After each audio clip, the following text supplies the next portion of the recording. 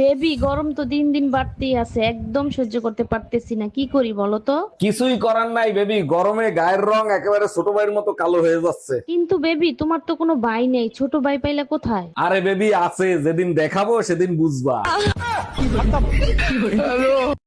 ভাবি, ভাই যে বয়সে বিয়ে করছে আমারও তো সেই বয়স হয়েছে, আমার বিয়ে দাও না কেন? অবশ্যই বিয়ে দেব যদি একটা প্রশ্নের উত্তর দিতে পারো। আমি বিয়ে করার জন্য সব প্রশ্নের উত্তর দিতে রাজি আছি। সব পাখি আকাশে উড়ে, ডিম পাড়ে নিচে, বলো তো কোন পাখি বাচ্চা দেয়? ভাবি এয়ার হোস্টেস। হ্যালো, হ্যালো, কেমন আছেন আপনি? যেখানে রেখে গেছো তুমি সেখানেই পড়ে আছি আমি। তারপর বলেন, আপনি বিবাহিত না অবিবাহিত? তোমাকে পাইনি তাই বিয়ে করা হয়নি। আর তোমার? বাসায় আসো, বেলনের বাড়ি খাইলেই বুঝতে পারবা। By bye, tata. এই কই তুমি, তাড়াতাড়ি আসো, ব্যাটারি ফুল করে দেই। তোমার কি মাথা ঠিক আছে? কালকে রাত্রে না ফুল চার্জ দিয়ে দিলে, আজকে আবার কেন? সবসময় ব্যাটারি ফুল রাখলে মোবাইল ভালো থাকে, জানো না? মোবাইল ভালো তো কি ঠিক আছে, মোবাইলের ব্যাটারি ফুলে যায়, এটা তুমি জানো না?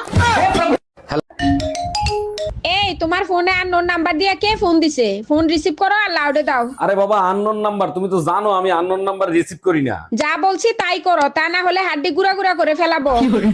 হ্যালো, আমার বউ পাশে বসা, ফোন লাউডে দেয়া, আপনি আননোন নাম্বারে ফোন দিছেন কেন? সরি স্যার, রং নাম্বার, ভুল করে দিয়ে ফেলছি।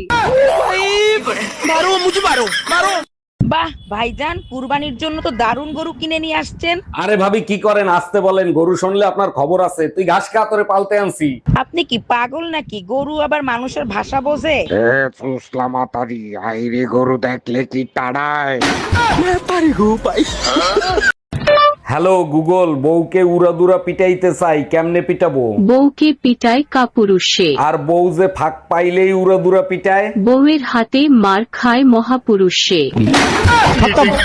By bye, tata. হ্যালো,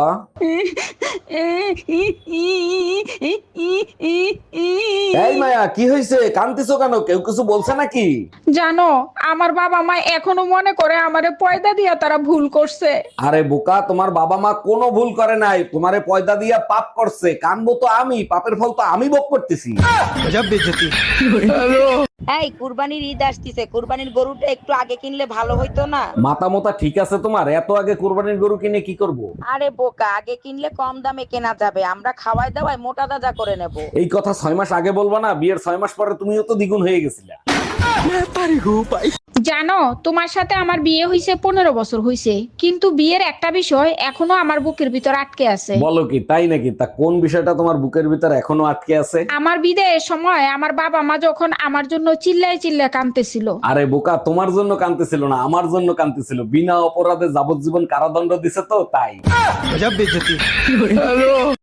ভাবি, আগে দেখতাম মেয়ে গোছালো আরে ফিতা থাকতো আর গিট্টু দেয়া রাখতো, এখন দেয় না কে?